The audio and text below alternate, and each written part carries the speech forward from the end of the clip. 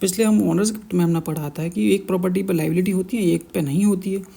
तो यहाँ भी कुछ ऐसा ही है कि एक प्रॉपर्टी दान में दी गई, वहाँ पे जो डॉनी है दान के समय उस पर ऑलरेडी क्या पड़ा था, उस पर डेट यानी कि जो ऋण, उस पर कोई कर्जा वगैरह उसने लिया था देने वाले ने।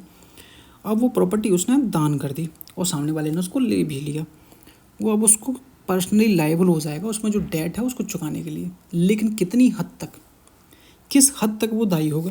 तो यहाँ पर क्लियर किया दिया उसमें समाविष्ट यानी कि जो प्रॉपर्टी है उसमें समाविष्ट संपत्ति के विस्तार तक, यानी कि 10 लाख की प्रॉपर्टी है तो वो सिर्फ 10 लाख रुपए चुकाने तक ही दायी होगा। ये नहीं कि तुम्हारे पास कर्जा तुमने 15 लाख का लिया था, प्रॉपर्टी तुम्हारी 10 लाख की है तो 5 लाख एक्स्ट्रा मैं अपनी कौन सी खुशी में चुकाऊंगा ही।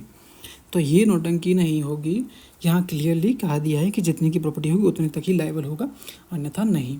Hello everybody, welcome back this channel. तो पिछला हमने सेक्शन पढ़ा था 127 जिसमें ऑनर्स गिफ्ट क्लियर किया था। आज हम सेक्शन पढ़ेंगे 128 ट्रांसफर ऑफ प्रॉपर्टी का, जिसमें बात करता है यूनिवर्सल डॉनी। अब यूनिवर्सल डॉनी कौन होता है? अगर पिछले सेक्शन नहीं देखे तो आप प्लेलिस्ट में जाकर देख सकते हो। जो गिफ्ट वाले चैप्टर है वो मैंने क्लियर पूरा करा दिया है, तो कुछ सेक्शन रह गए हैं वो हम आगे पढ़ेंगे। 128 क्लियर आज हम समझने वाले हैं कि 128 क्या कहता है। 128 सेक्शन बताता है, सेक्शन 128 बताता है यूनिवर्सल डॉनी।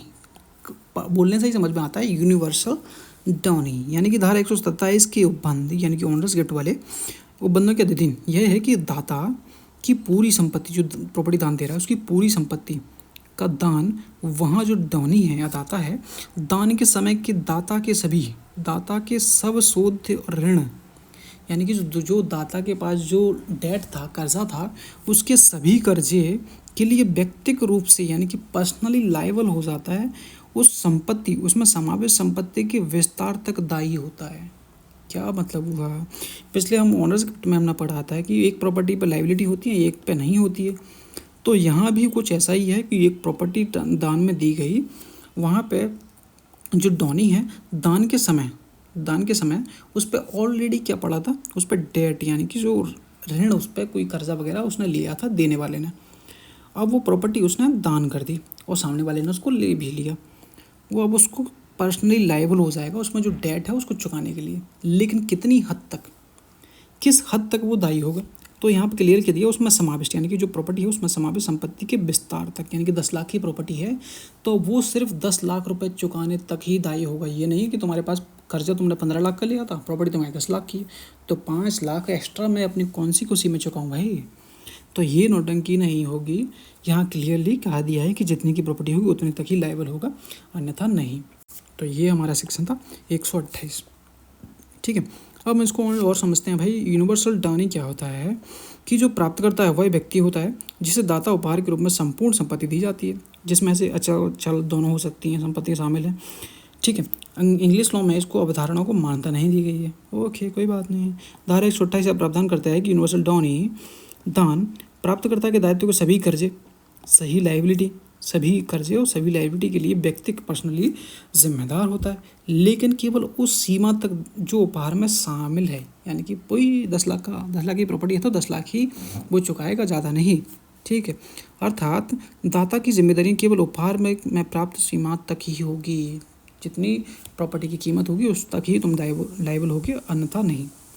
ये आप पढ़ लेना, इसमें ज़्यादा कुछ नहीं। अब मैं इसको थोड़ा एग्जाम्पल समझा देता हूँ भाई।